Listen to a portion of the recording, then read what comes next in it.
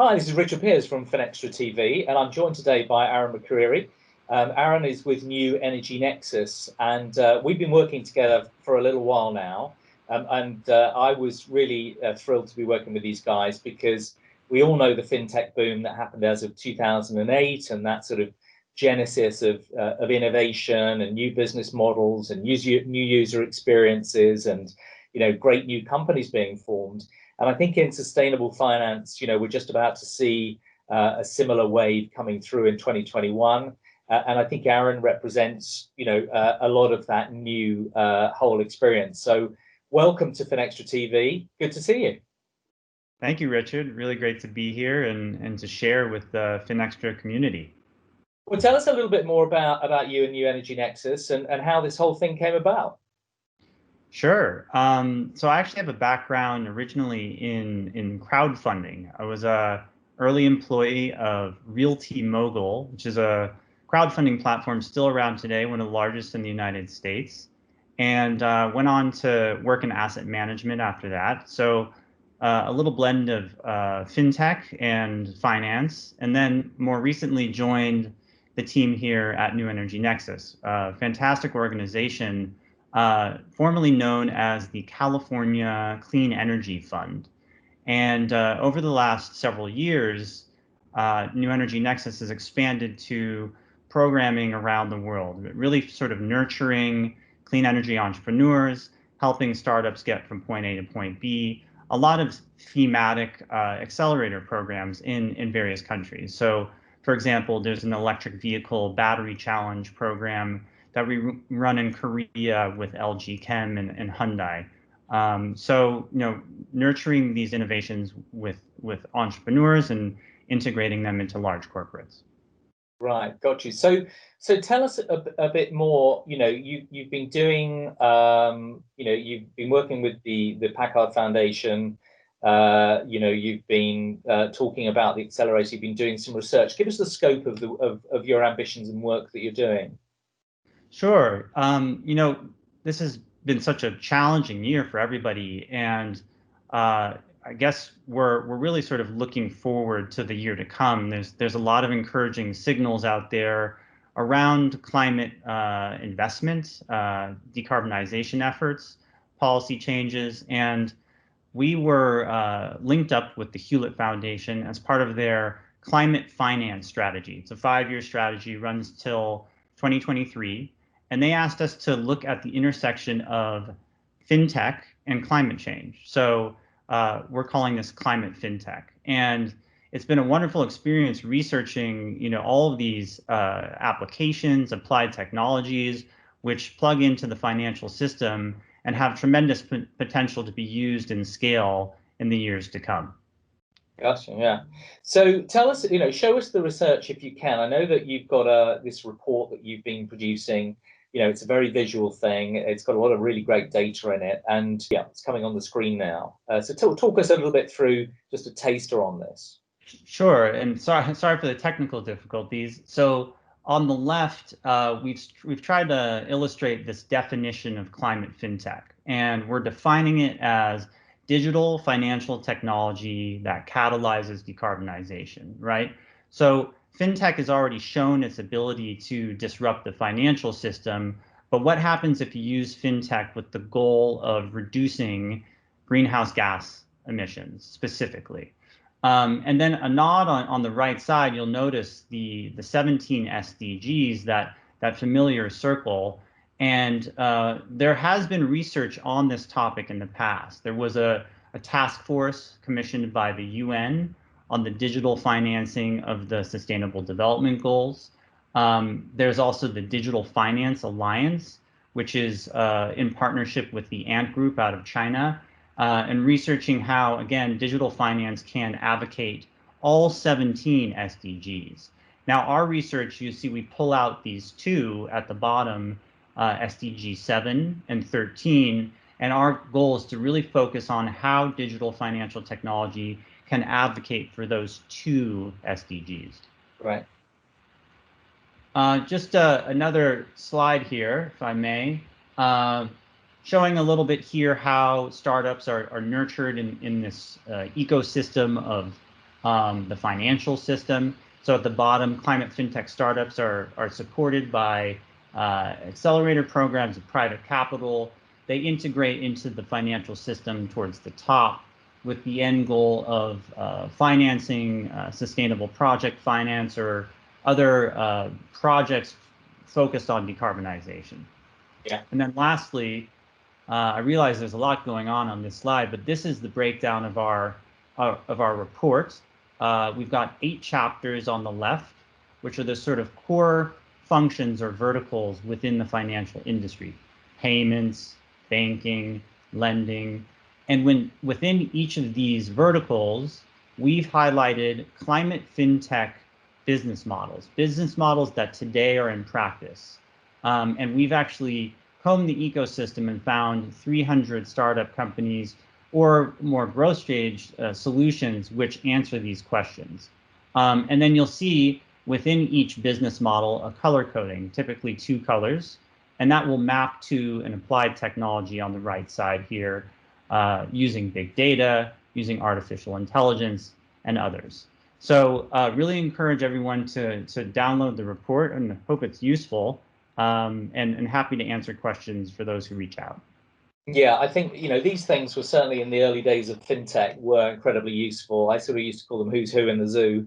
Really helpful to show people what's going on and the scope of it, with some familiar language and taxonomy there that people are already familiar with. And that allows this ordering, doesn't it, of capital accelerators, and then obviously the genesis of lots of innovation, which hopefully can help us to address some of these big issues.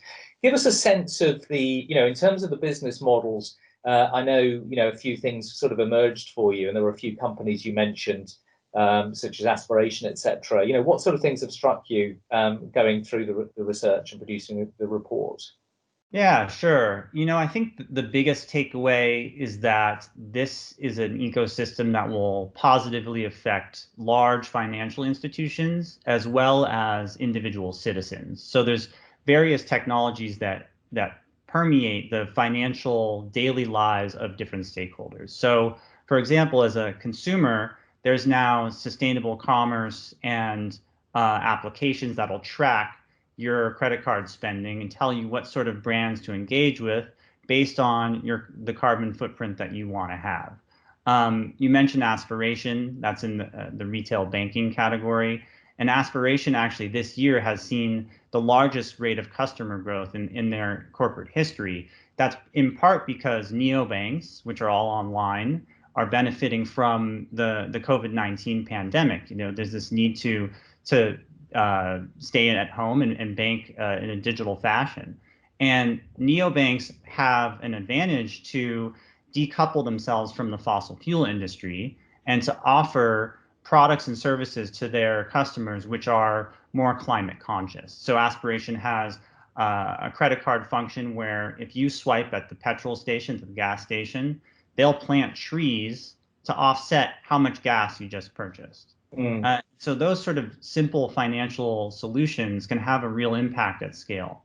Another category which is enormous is investing, the ability to sift and sort the investable universe based on carbon impacts. And there's a lot more disclosure now in this world, as you know, from the TCFD and other initiatives. And so we're seeing that these marketplaces, these robo-advisors, are tapping into all different levels of investors. You have retail participation, lots of advisors are using these solutions now, and of course, institutions are acutely tuned in to their carbon impact by investing.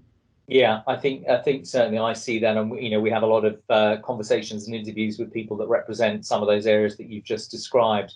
So, when you look at the key regions that you cover in the report, what are you seeing? Who's kind of striking out first? Who's got the biggest volume, and that you're really kind of spotting?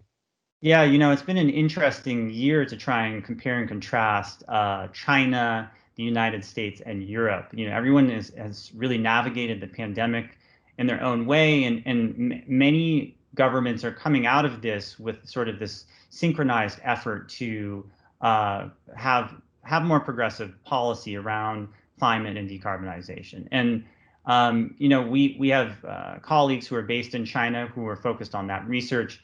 Obviously, China has a tremendous centralized government, and so they're running some very interesting pilot programs in various cities there using IoT and other artificial intelligence to improve green credit analysis, to improve the due diligence of renewable energy projects, and then to syndicate green bonds actually using blockchain.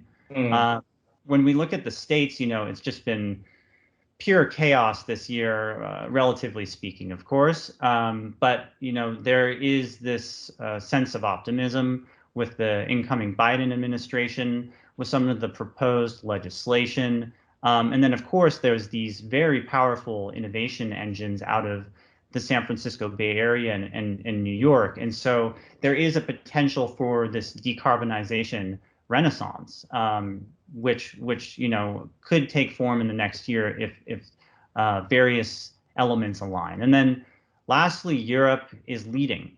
Europe, and I think this is the big takeaway, Europe is leading the charge.